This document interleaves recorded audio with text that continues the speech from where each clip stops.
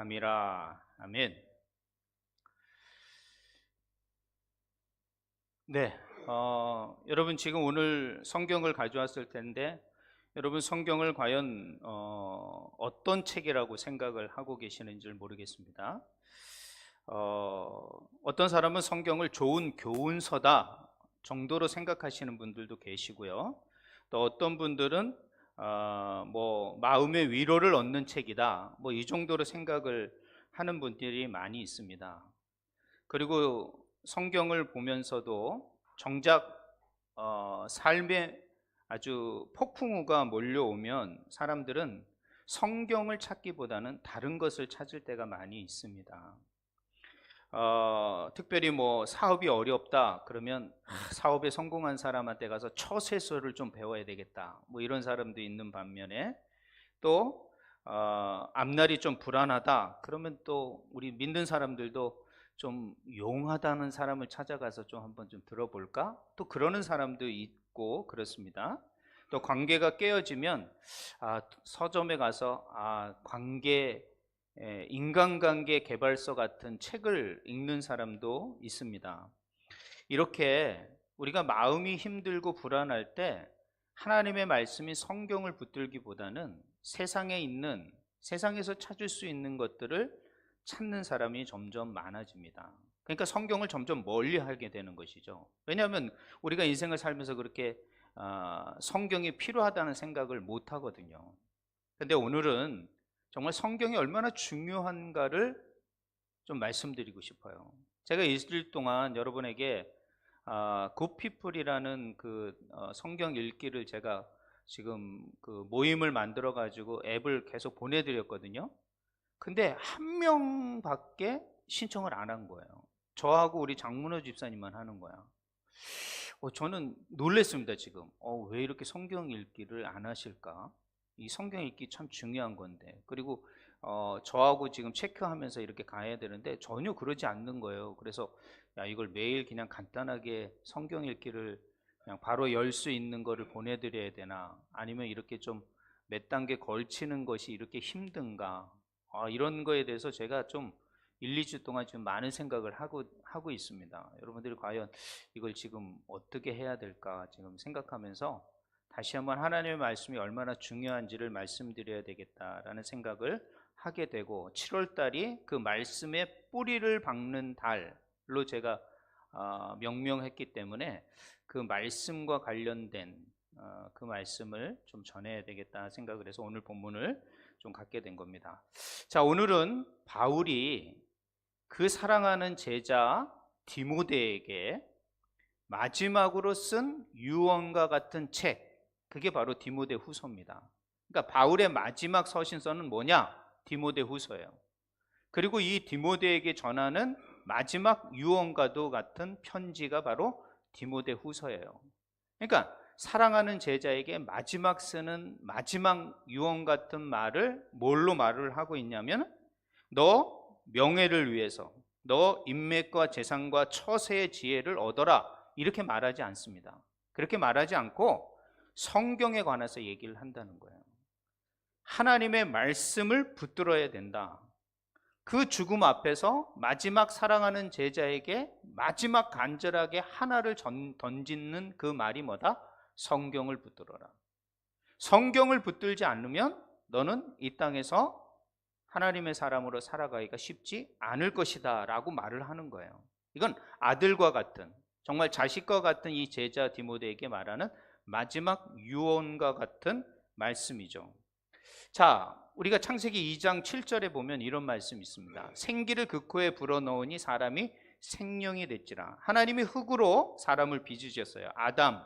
여러분 아담이라는 말이 뭔지 아십니까? 흙이란 말입니다.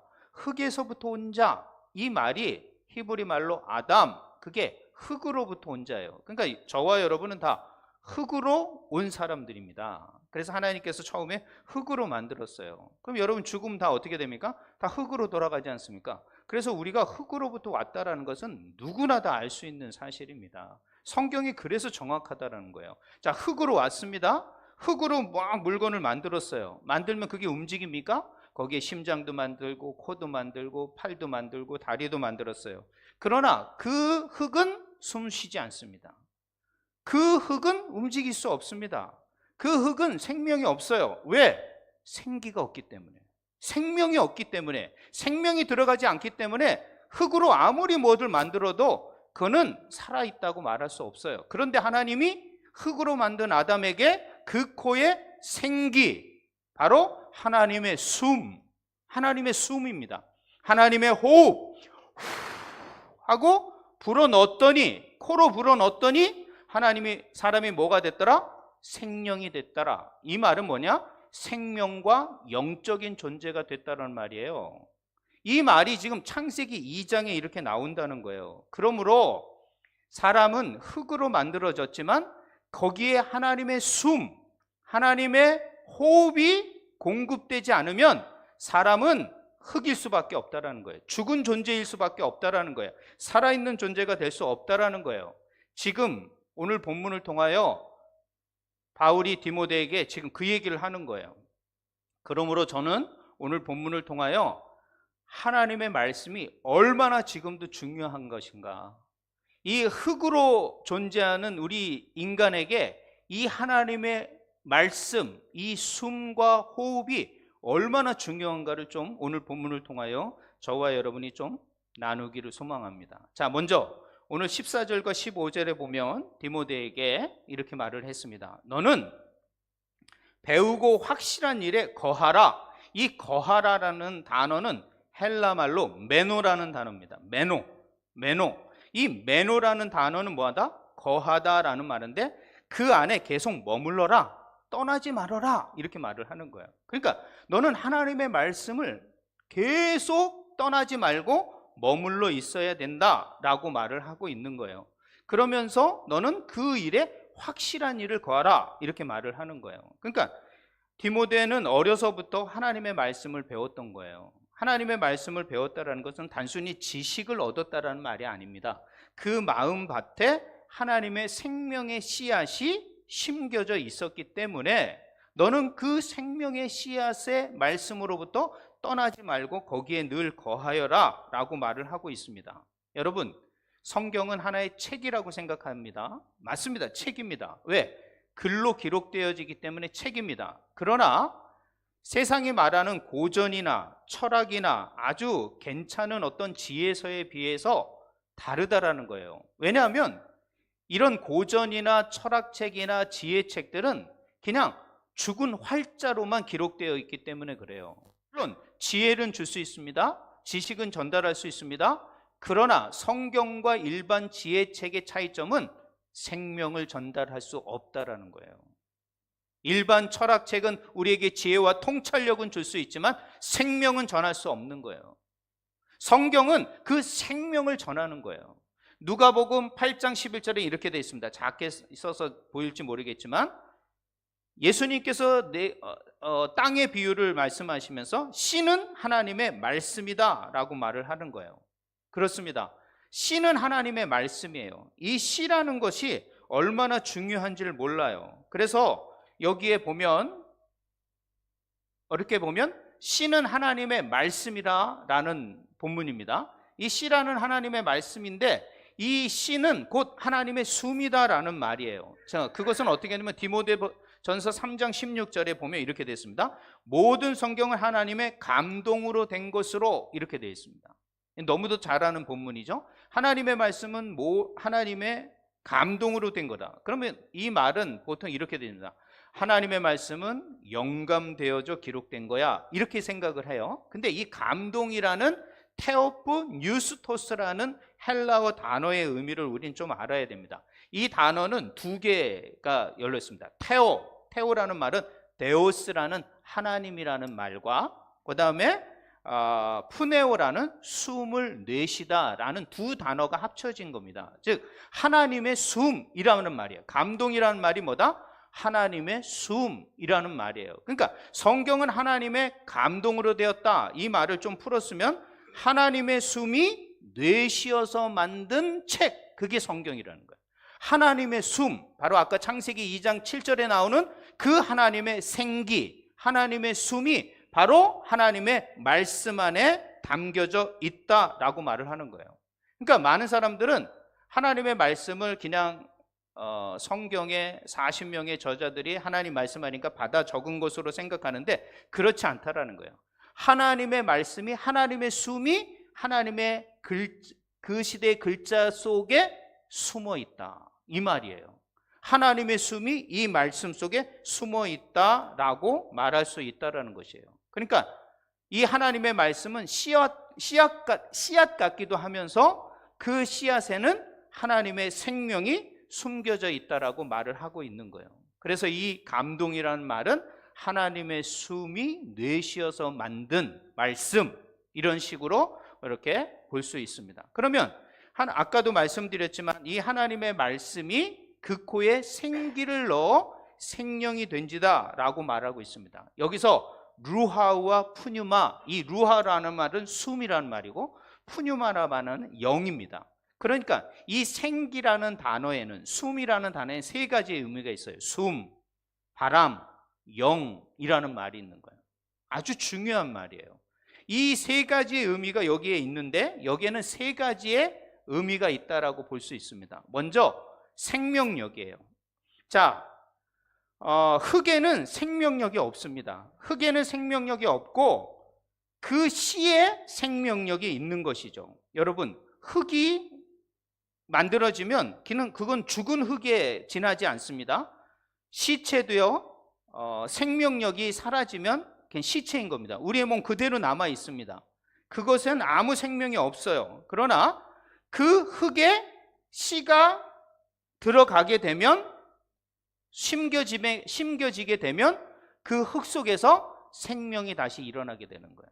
그 흙이 생명력을 갖게 된다라는 것이에요.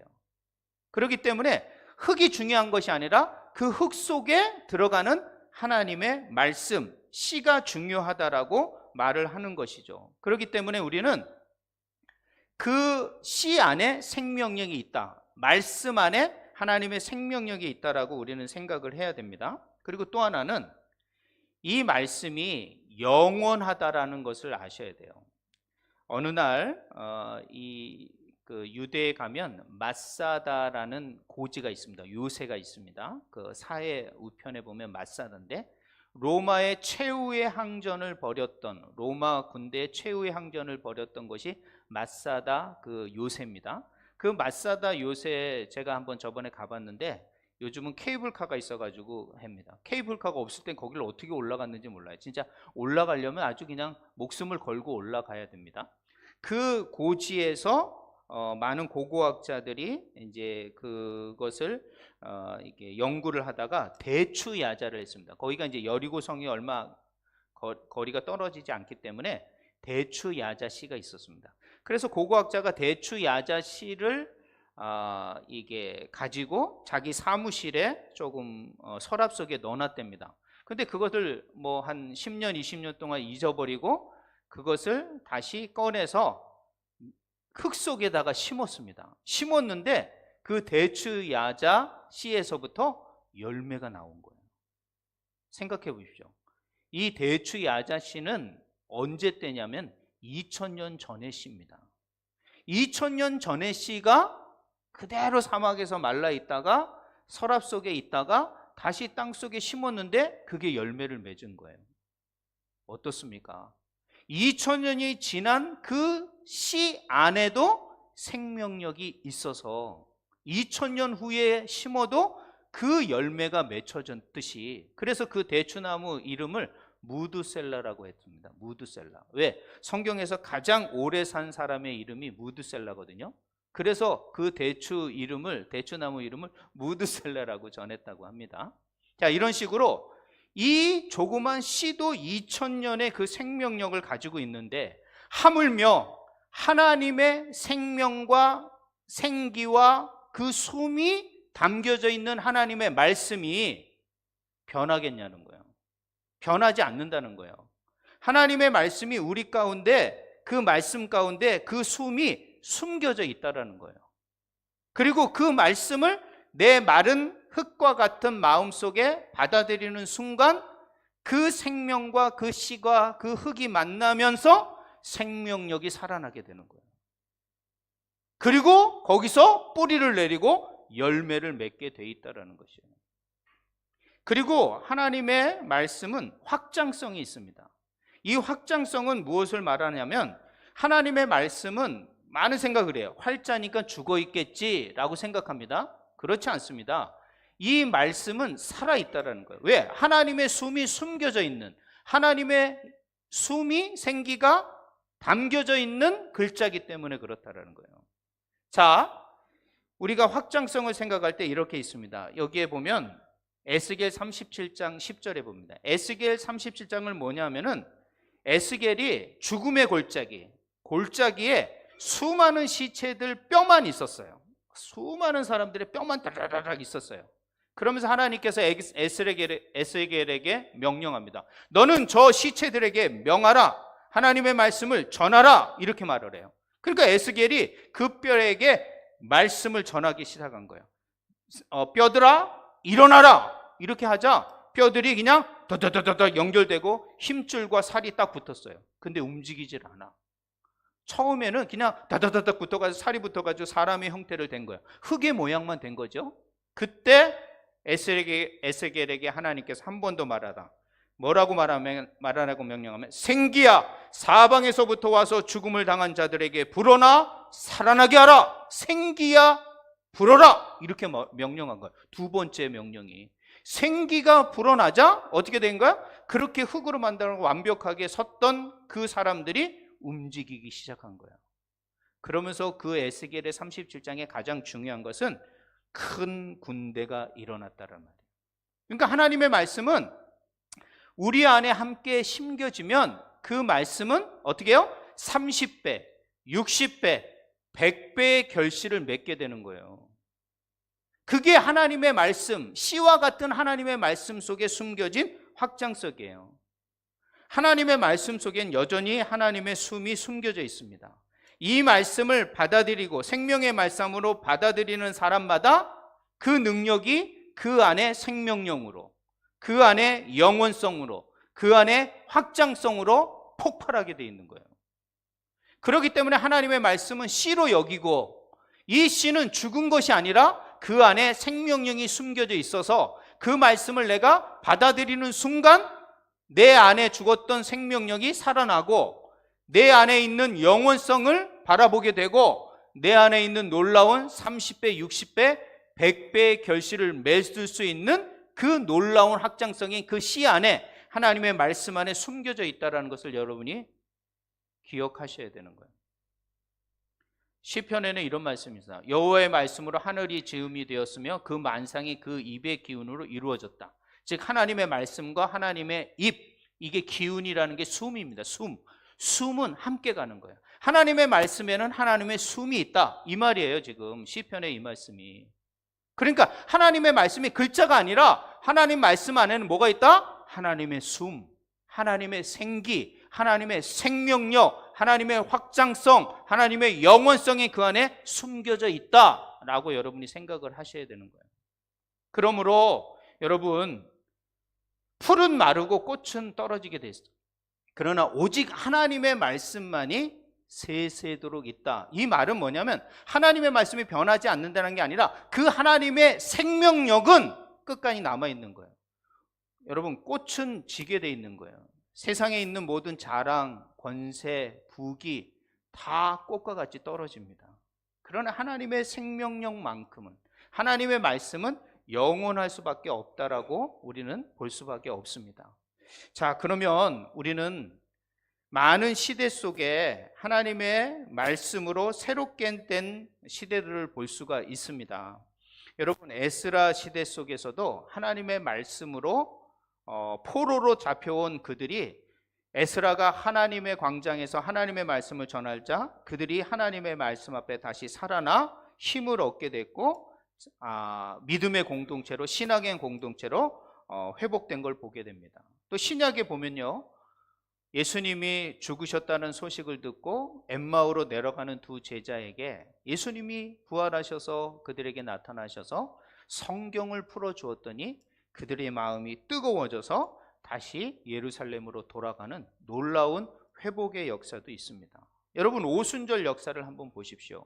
오순절 역사 속에서도 다 모여서 그들이 하나님의 말씀을 듣고, 그리고 베드로가 나아가서 하나님의 말씀을 증거하자 그 하나님의 말씀을 전하는 사람들이 마음에 찔려 3,000명이 회개하는 거예요.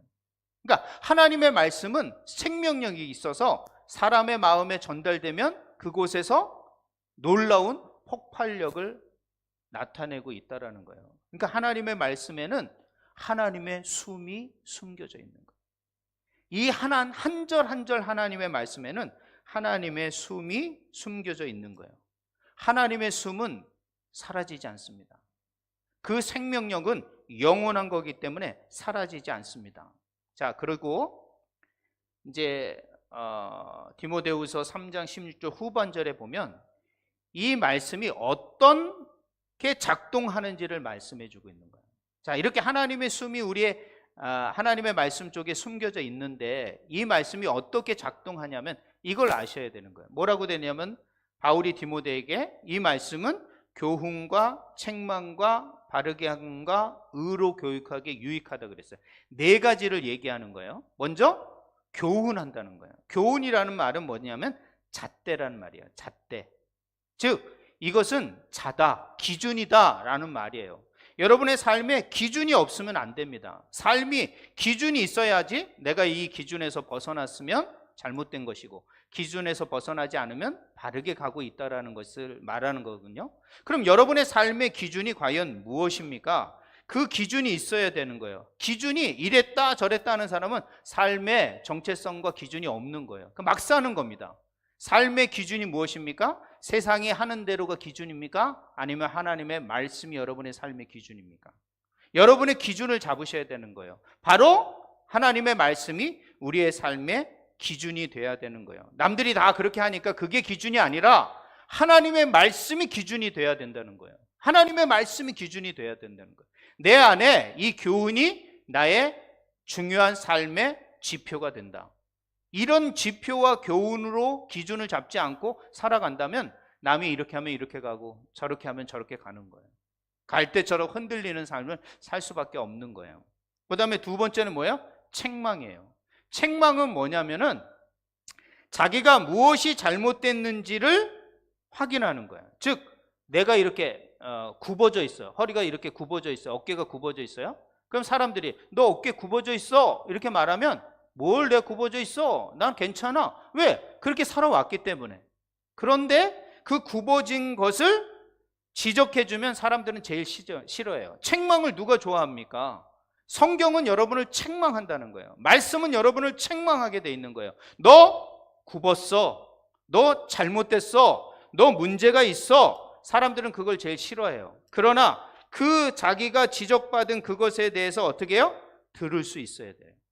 의사가 당신 지금 여기 문제가 있어서 이거 고쳐야 됩니다. 저는 괜찮은데요. 괜찮습니다.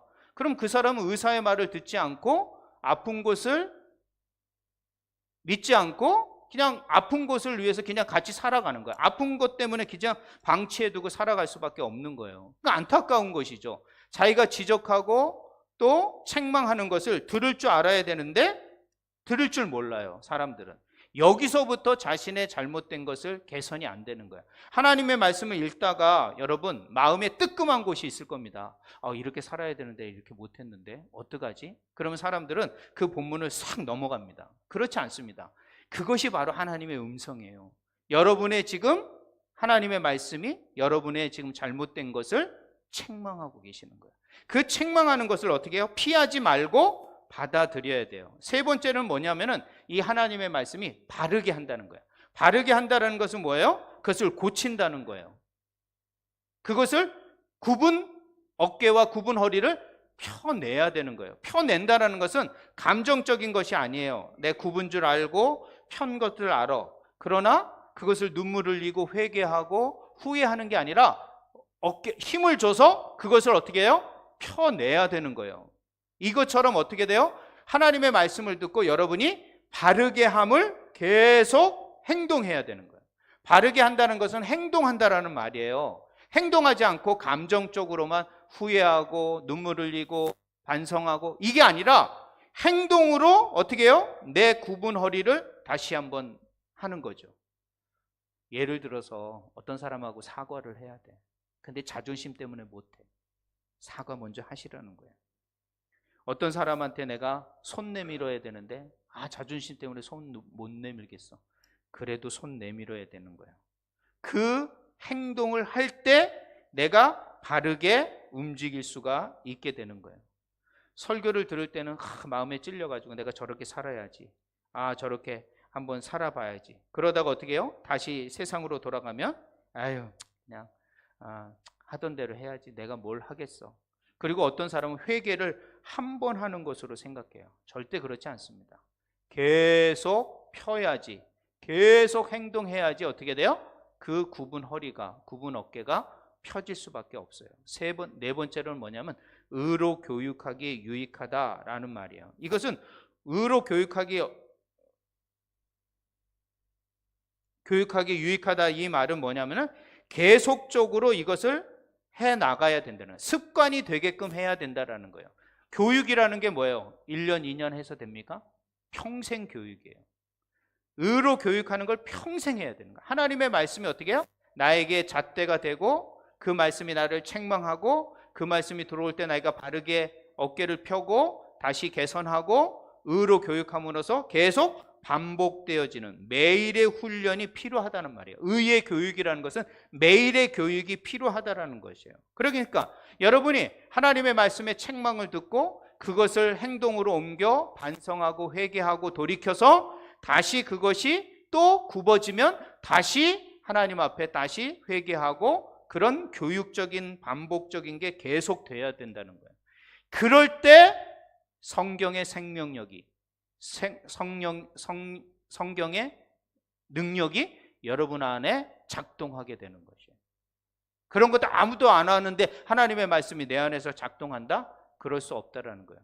그 대표적인 사람이 누구냐? 이 네 가지 작동을 삶 속에서 반복하고 해서 위대한 신앙의 대표자가 된 사람이 누구냐? 다윗이라는 거예요.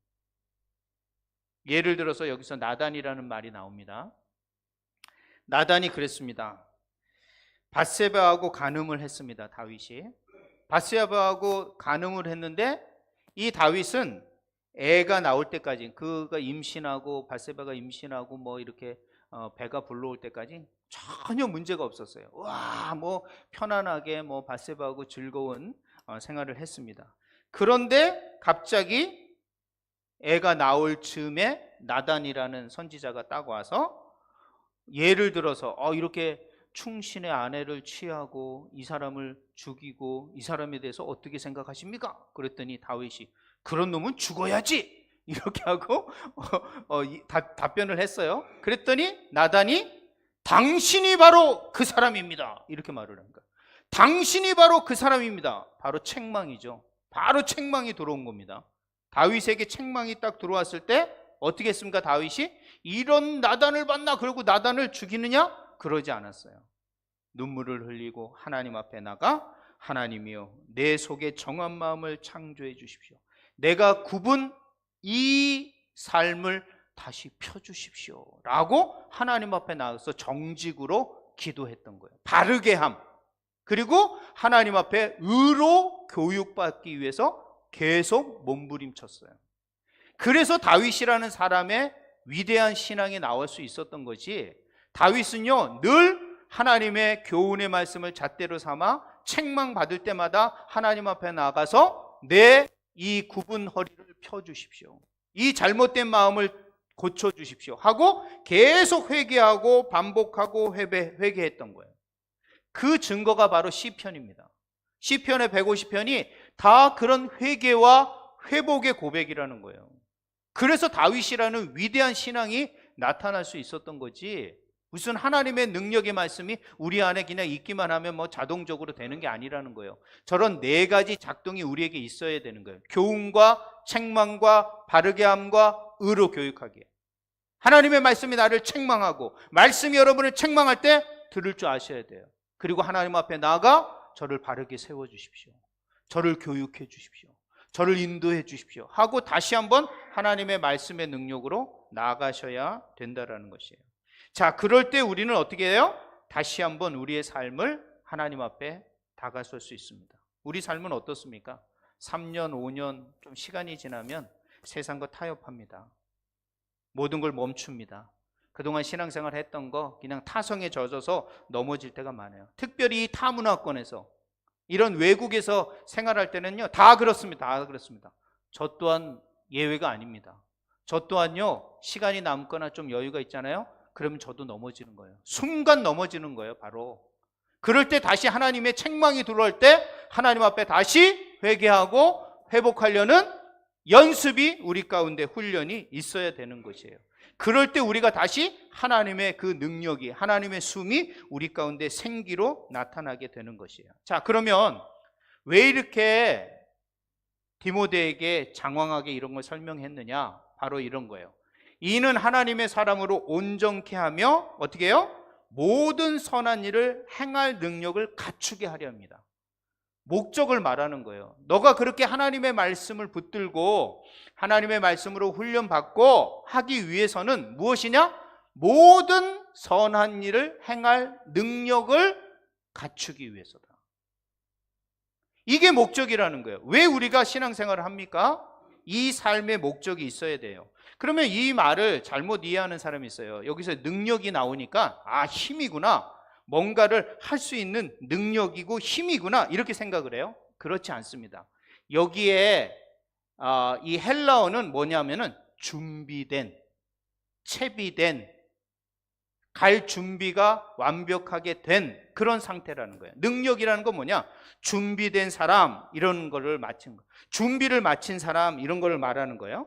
여러분이 여행을 가려면 여행 가기 위해서 제가 뭐 여러 가지 막 준비를 많이 하거든요. 그런 거 막 준비하는 것이 딱 됐을 때 여행을 바로 갈 수 있지 않습니까? 그런 것처럼 여기서의 능력은 뭐냐면 준비되어진 것을 말하는 것이에요.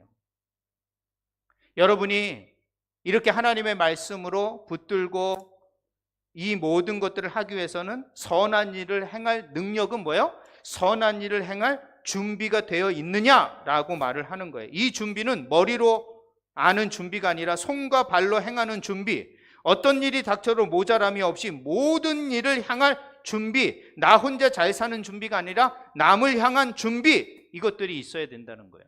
이 능력을 위해서 너가 하나님의 말씀을 붙들고 하나님의 말씀으로 훈련받아 하나님의 온전한 모든 선한 일을 하기 위한 준비 태세를 갖추는 것, 이것이 너에게 지금 하나님의 말씀이 주어진 거다라고 말을 하는 거예요. 자, 이런 사람이 누구였냐? 저는 바로 그리고 또 이 말은 어떻게 되냐면 온전히 준비되는데 수동태입니다. 수동태, 능동태가 아니라, 즉 이 준비를 여러분이 하는 게 아닙니다. 하나님이 준비해 두었다라는 말이에요. 내가 준비하는 게 아니라 하나님이 준비해 둔 것을 나는 그냥 순종해 가는 것뿐이에요. 하나님이 준비해 놓은 것을 순종해 가는 것, 수동태라는 것이에요. 여러분은 뭔가를 능력을 준비하기 위해서 내가 뭘 하고 내가 뭐 준비하고 뭐 내가 뭐 하고 이렇게 말을 해요. 그러나 여기서 준비는 뭐냐? 하나님이 준비해 두신 거다. 그 대표적인 사람이 저는 다니엘이라고 보고 있습니다. 다니엘은 우리처럼 타문화권, 언어와 문화가 다른 사람에서 환경에서 자랐던 사람들입니다. 그런데 이 사람이 얼마나 능력이 탁월했으면 국가가 변했는데도 이 사람은 계속 공무원으로 사용될 수밖에 없었습니다. 정말 흠을 찾아볼 수 없는 사람이었어요. 정말 불구덩이에 풀무불에 들어가서 구원받은 사람이기도 하지만 정말 사자굴에 들어가서 다시 빠져나오는 그런 놀라운 사람이기도 합니다. 그러나 그 힘이 이 사람에게 있던 게 아니었어요. 이 사람에게 있던 게 아니라 바로 하루 3번 무릎 꿇는, 하나님의 말씀을 붙드는, 하나님의 말씀을 붙드는 준비됨이 그에게 있었던 것입니다. 이런 준비됨이 있었기 때문에 하나님께서는 그 사람을 사용할 수 있었던 것입니다. 그러니까 여러분들이 하나님의 말씀을 붙드는 것은 내가 어떤 준비된 거기에 있어야 돼요. 예를 들어서 어떤 사람에게 뇌물을 줘야 돼요. 베트남에 살면서 그런 일이 있지 않습니까? 뇌물을 줘야 되는데 그 뇌물을 주고받는 압박에서 거절을 준비할 수 있는 마음, 그게 어디서 와야 되냐면 하나님의 말씀에서 와야 돼요. 그런 준비가 돼 있어야 돼요. 또 내가 어떤 사람과 관계에서 냉랭한 가운데에서 내가 먼저 손을 내밀 준비가 되어 있는 것. 그 다음에 이 땅에 도착해서 처음에 어려운 사람들을 내가 좀 품어 안을 수 있는 준비, 또 이웃들에게 복음을 증거할 수 있는 준비, 이런 준비가 우리 가운데 되어 있어야 된다는 것이에요.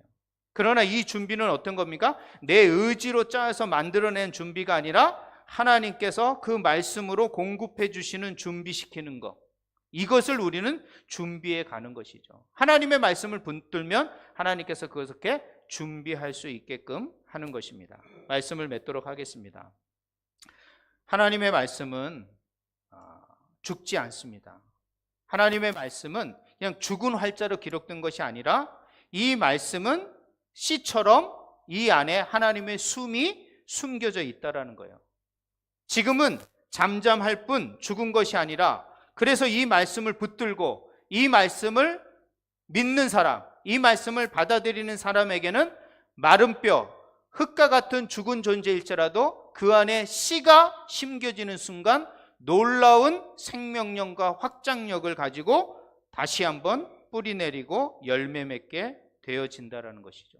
그렇기 때문에 하나님의 말씀을 여러분이 한 절이라도, 하루에 한 절이라도, 일주일에 한 장이라도 붙들고 나가야 된다는 거예요. 그래서 여러분에게 4가지를 제가 도전하고 싶습니다.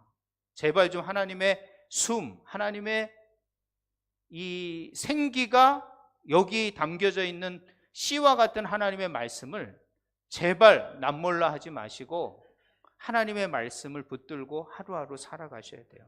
첫 번째는 매일 한 단어, 한 구절이라도 여러분이 붙드셔야 돼요.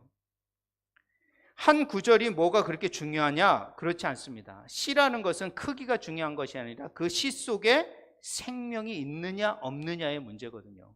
그러니까 한 절이라도 여러분의 마음속에 와닿는 그 말씀을 붙드는 순간 그것은 씨가 되어서 여러분의 마음밭에 심겨지고 여러분의 죽은 흙 속에, 흙과 같은 그 죽은 속에 씨가, 생명의 씨가 삼김으로 말미암아 거기서 뿌리 내리고 열매 맺게 돼 있어요. 그 열매는 30배, 60배, 100배에 이르다고 말을 했습니다. 그러니까 단 한 절이라도 여러분이 한 주간에 하나님의 말씀을 붙드는 게 중요하다는 거예요. 그 말씀을 붙들어야지 여러분이 살아낼 수 있다는 거예요. 생명을 얻을 수 있다는 거예요. 두 번째로는 여러분이 먼저 하나님의 말씀을 붙들려는 습관을 가지셔야 돼요. 습관. 그냥 세상 것을 붙들려고, 세상의 처세술, 세상의 힘, 세상의 부귀를 붙들려고 하지 말고 정말 흔들릴 때마다, 마음이 불안할 때마다 하나님의 말씀을 먼저 붙들려는 습관이 있어야 된다는 거예요. 하나님의 말씀 속에 내가 지혜를 얻어야겠다. 하나님의 말씀 속에 내가 생명을 얻고 다시 이 메마른 심령을 다시 뿌리를 내려 건강한 생명력을 가져야 되겠다. 이런 마음을 가지고 하나님의 말씀에 먼저 눈길과 손을 대는 그런 습관이 우리에게 필요하다는 거예요. 세 번째로는 뭐냐면 말씀이 찌를 때 도망치지 말고 한 가지씩 순종하라는 거예요. 말씀은 늘 우리를 책망할 수밖에 없습니다. 말씀의 그것이 우리를 우리는 늘 잘못된 길로 가거든. 우리는 다 곁길로 가거든. 그렇기 때문에 말씀이 여러분을 찌르는 거예요. 그러면 그 찌르는 말씀을 나몰라라 하지 말고 그 말씀 앞에 다시 서서 자신을 회개하고 회복함으로 말미암아 하나님 앞에 한 가지라도, 그 깨달은 한 가지라도 순종하는 하루가 되어야 되는 거예요. 그럴 때 여러분은 어떻게 해요? 잘못된 것을 계속 바꿔가는 놀라운 변화된 바른 삶을 살아낼 수 있는 사람으로 변화되는 거예요. 이게 하나님의 말씀의 기능입니다. 여러분을 정말 바르게 하고자 하는, 의로 교육하고자 하는 하나님의 말씀의 작동이란 말이에요.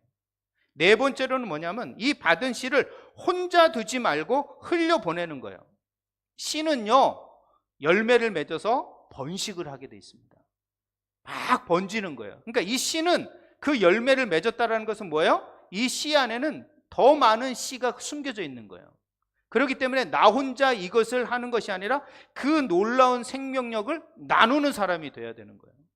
그게 바로 준비된 거랍니다. 준비된 사람은 언제든 나눌 수가 있는 거예요. 그래서 하나님 앞에 준비된 사람이 돼야 되는 거예요.